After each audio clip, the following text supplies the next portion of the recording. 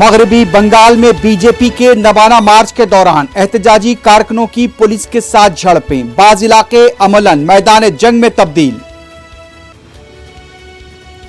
متھرا کرشن جنم بھومی معاملے کی آج سماعت، فریقین کے وکلاء پر امید۔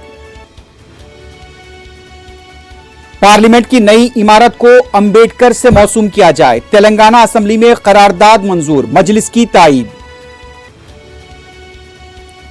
تلنگانہ سیکریٹریٹ کی نئی عمارت کو بھی امبیڈکر سے موسوم کیا جائے، وزیر اعلیٰ کے سی آر سے صدر مجلس بیرسٹر اسد الدین اویسی کی اپیل۔ گیان واپی معاملے میں ورشپ ایکٹ کو پوری طرح سے نظر انداز کر دیا گیا، محبوبہ مفتی کا رد عمل۔ بی جے پی کے رکن اسمبلی ایٹلا راجندر کو تلنگانہ اسمبلی سیشن سے معطل کر دیا گیا، اسپیکر کے خلاف مبینہ ناشائستہ ریمارک پر کارروائی۔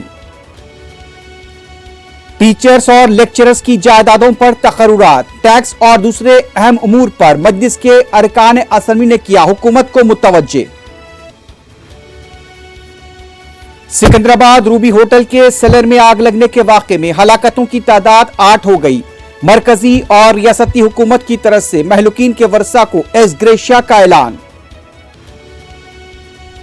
آگ لگنے کی ٹھوس وجہ کا ابھی تک پتہ نہیں چل پایا، وزیر داخلہ اور پولیس عہدیداروں کا آج پھر مقام واقعے کا معائنہ، تحقیقات جاری۔ ایس او ٹی شمس آباد نے تقریباً 260 کلو گانجے کو ضبط کر لیا، 2 افراد گرفتار، 4 مفرور کی تلاش جاری۔ والدہ کے نقش قدم پر چل کر عوام کی خدمت کرنے شاہد شال سوم کا عزم، پارلیمنٹ سے خطاب۔